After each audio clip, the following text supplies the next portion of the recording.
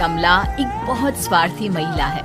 उसने पैसों के लिए एक ऐसे इंसान से शादी की जो पहले से शादीशुदा और एक बच्चे का पिता भी था। कमला के पति को मरे हुए एक अरसा बीत गया है। अब वो अपने साथ Please subscribe my YouTube channel for more watching. चले बेटे वैभव के साथ रहती है। वैभव के दिल में अपनी माँ को लेकर इतना डर है कि वो अपनी माँ के सामने एक शब्द नहीं बोल पाता। उसकी माँ जो कहती है उसको सर झुकाकर वही मानना पड़ता है। वैभव, तुमने अभी तक घर का काम क्यों नहीं किया? तुमसे कितनी बार कहा है कि सूरज निकलने से पहले तुम घर की साफ सफाई पूरी कर दिया करो। वैभव कुछ नहीं बोलता, चुपचाप सर झुकाए अपनी माँ की बात सुनता रहता है। तभी पास में खड़ा नौकर सुखराम कहता है, मालकिन, वैभव बाबा को रात से तेज बुखार है, इसलिए वो सुबह जल्दी उठ नहीं पाए। उनके बदले मैं घर की साफ सफाई कर देता हूँ। इसे कोई बुखार नहीं है। मैं इसे अच्छी तरह से जानती हूँ। ये सब काम न करने के बहाने हैं। सुखराम काका, बोल दो इसे, सारे घर का काम यही करेगा और इससे समय पर अपना काम पूरा नहीं किया तो इससे आज का खाना भी नहीं मिलेगा। मगर मालकिन, वैभव बाबा की सच में ही तबीयत खराब है, आप एक बार देख तो लीजिए। कमला बिना कुछ बोले वहां से चली गई और बेचारा वैभव तेज बुखार में भी काम करता रहा। कमला वैभव की शादी एक ऐसी लड़की से कराना चाहती थी जो अनपढ़ हो और कमला से इसी तरह डरे जिस तरह वैभव डरता है, ताकि वैभव की सारी जायदाद और धन दौलत उसकी मुट्ठी में रहे। लेकिन आज के जमाने में ऐसी लड़की मिलना मुश्किल है। कमला कार में यही सब कुछ सोचती जा रही थी कि तभी रास्ते में, अरे ड्राइवर, तुमने कार क्यों रोक दी और ये इतना शोर कैसा?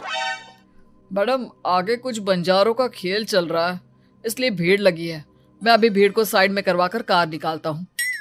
ड्राइवर भीड़ को साइड करके कार निकालने की कोशिश करने लगा कि तभी कमला की नजर रस्सी पर चल रही एक फुलवा नाम की बंजारन पर पड़ी।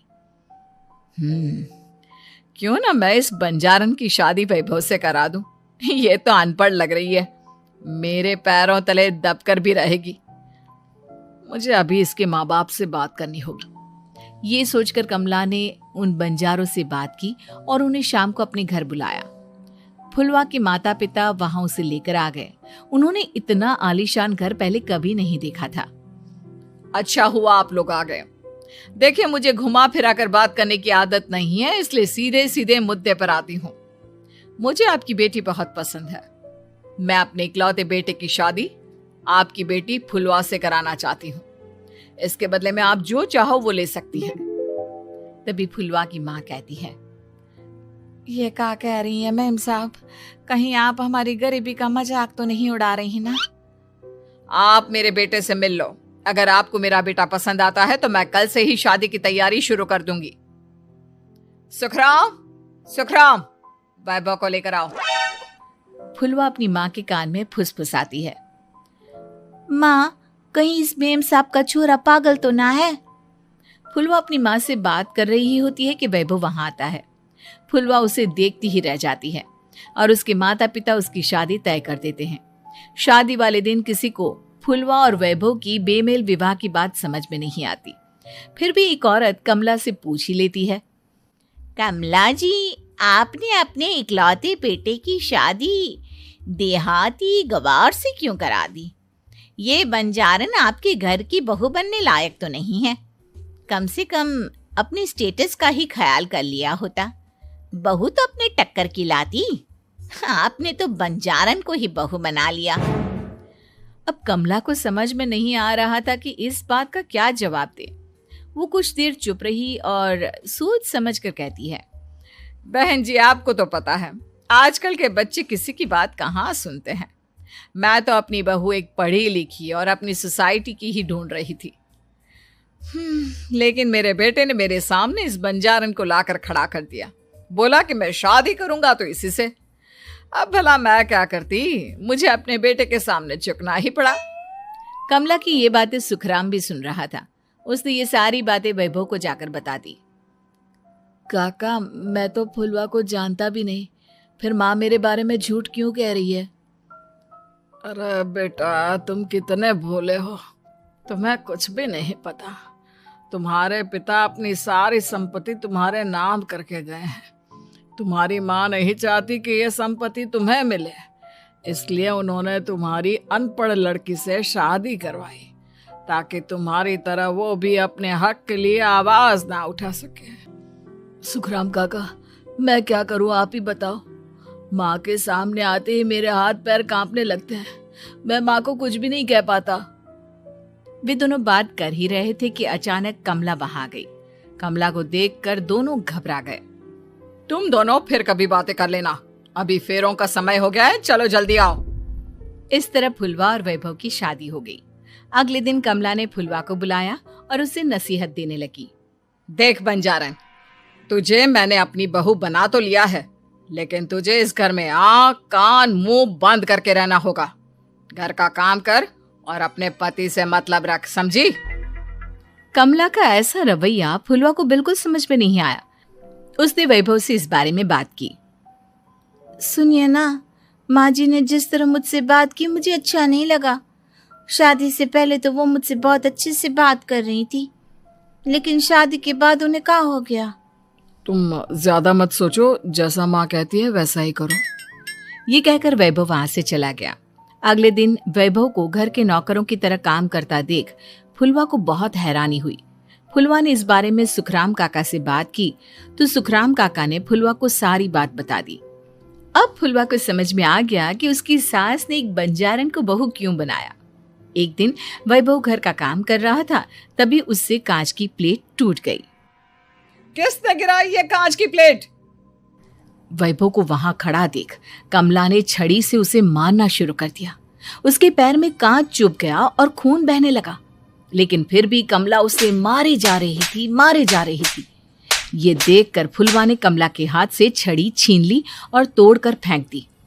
बंजारन, तेरी इतनी हिम्मत, तूने मेरे हाथ से छड़ी छीनी? कमला फुलवा को थप्पड़ मारने ही वाली थी कि फुलवा उसका हाथ पकड़ लेती है। ओ सस माँ, मैंने मॉम की गुड़िया ना समझ लियो। बंजारन हो बंजारन, ईंट का जवाब पत्थर से देना जानती हूँ। आज के बाद मेरे या वैभव जी के ऊपर हाथ उठाने की सोचियो भी ना, समझी ससु माँ? ये कहकर फुलवा वैभव को लेकर वहां से चली गई। उसने वैभव के पैर पर पट्टी बांधी, उसके आंसू पोंछे। वैभव ने पहली बार किसी के दिल में अपने लिए इतना प्यार महसूस किया। अब फुलवा वैभव का हर काम में हाथ बटाती, उसका बहुत ख्याल रखती। इस तरह दोनों बहुत ज्यादा नजदीक आ गए। वहीं दूसरी ओर कमला सारी जायदाद अपने नाम करने की साजिश करने लगी। और एक दिन, वैभव, जल्दी बाहर आओ। कमला की आवाज सुनकर वैभव और फुलवा अपने कमरे से बाहर आ गए। जी माँ, आपने बुलाया? ये ले, इन कागजों पर साइन कर दे। वैभव कागजों पर साइन करने ही वाला था कि फुलवा वैभव के हाथ से पेन छीनकर कहती है, ना वैभव जी, आप इस पर हस्ताक्षर नहीं करेंगे। आओ बंजारन, मैं तुझसे बात नहीं कर रही। ये बात मेरे और मेरे बेटे के बीच की है। चुपचाप पेन दे दे, नहीं तो तेरी खाल उधेड़ लूंगी। ससु माँ, बंजारन की खाल इतनी भी ढीली ना होवे कि कोई भी उधेड़ लेवे। जो यकीन ना आता हो तो देख ले उतार के। और हाँ, बंजारन जरूर हूँ पर अनपढ़ ना हूँ। मन्ने भी पता है कि किसी भी कागज पर साइन करने से पहले उसे अच्छी तरह पढ़ लेवे हैं। पेन देती है या नहीं?